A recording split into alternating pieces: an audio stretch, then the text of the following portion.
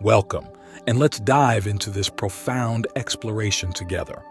Imagine for a moment that before you were even born, your soul chose your family with intention and precision, like a master artist crafting a masterpiece.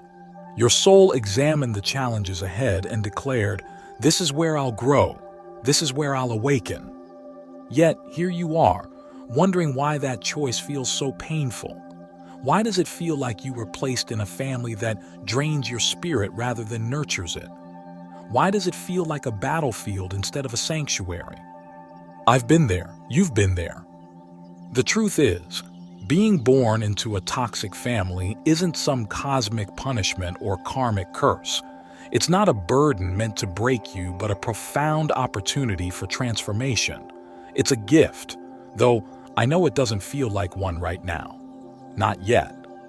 Let's uncover this mystery together, peeling back the layers of pain to reveal the wisdom hidden within your struggle.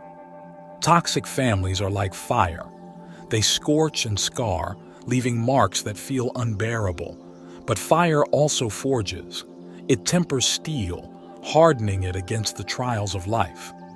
Toxic families burn away illusions about life being simple or fair. They confront you with the raw, unfiltered truth of the human experience, forcing you to grow in ways you never imagined. For those who are chosen, toxic families become the ultimate training ground. And why are you chosen?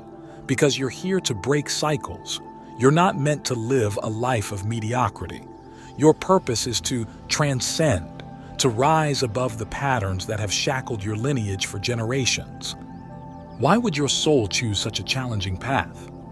Because the toxicity you were born into isn't random. It's ancestral. It's generational. The dysfunction you face is the culmination of unresolved wounds, unspoken truths, and deeply ingrained habits passed down through your family line. And you, my friend, are here to put an end to it. Pause for a moment and let that sink in.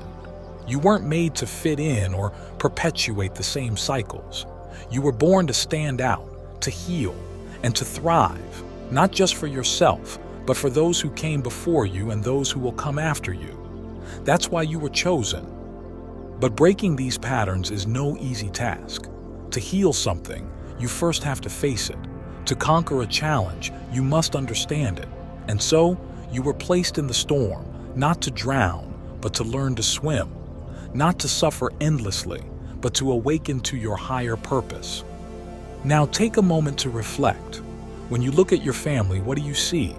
Do you see manipulation, control, neglect, or anger? Here's the deeper question. Where do you see those same energies within yourself? Toxic families don't just wound us, they reflect us. They act as mirrors, revealing the parts of ourselves we're too afraid to confront.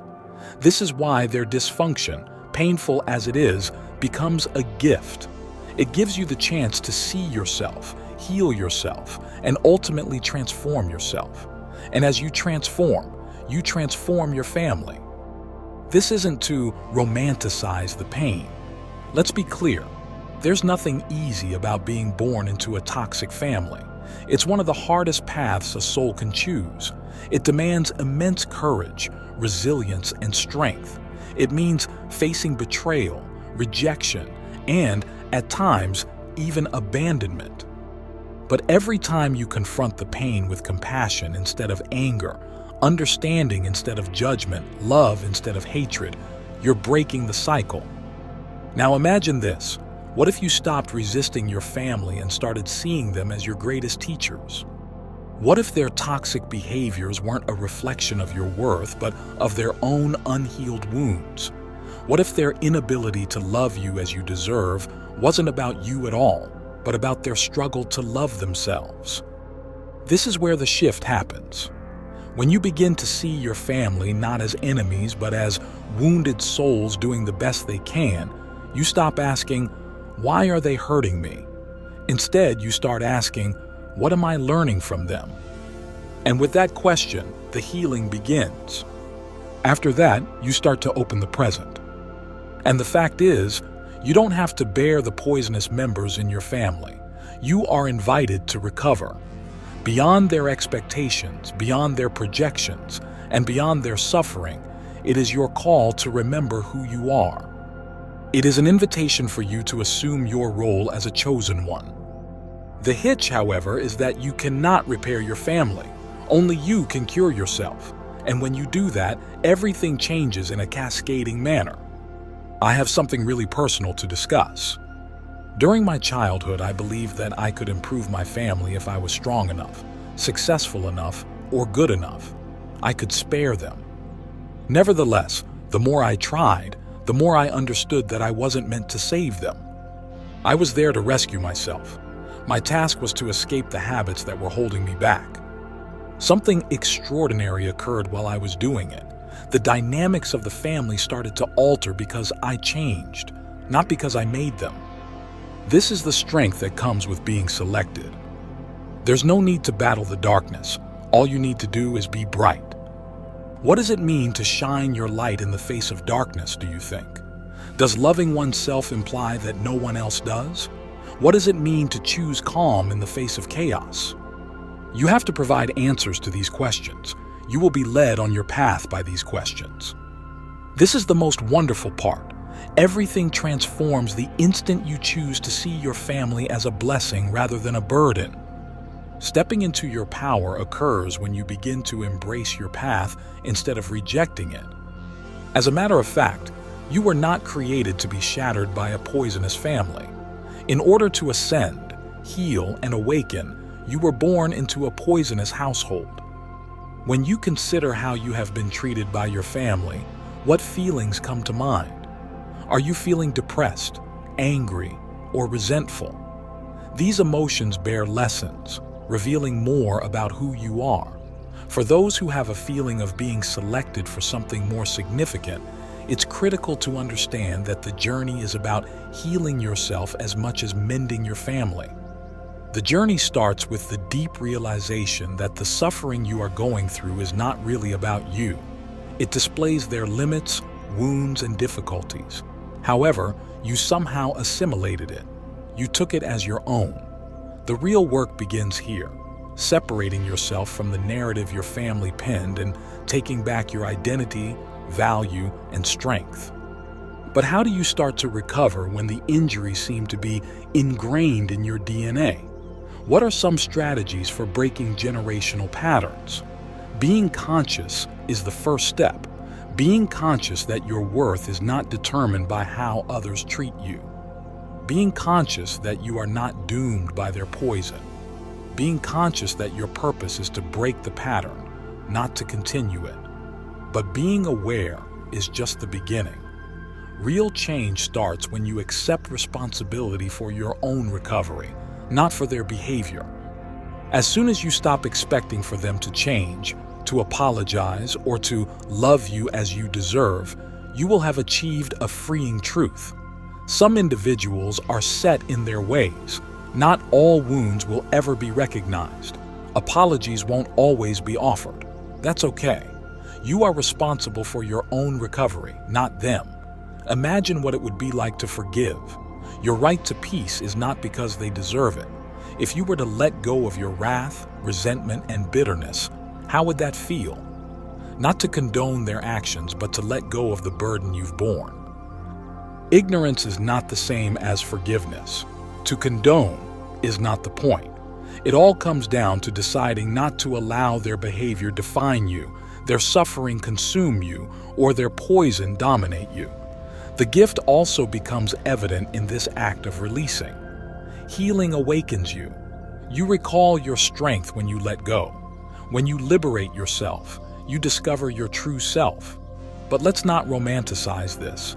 The process is messy and non-linear. Recuperation is difficult. Getting up isn't easy.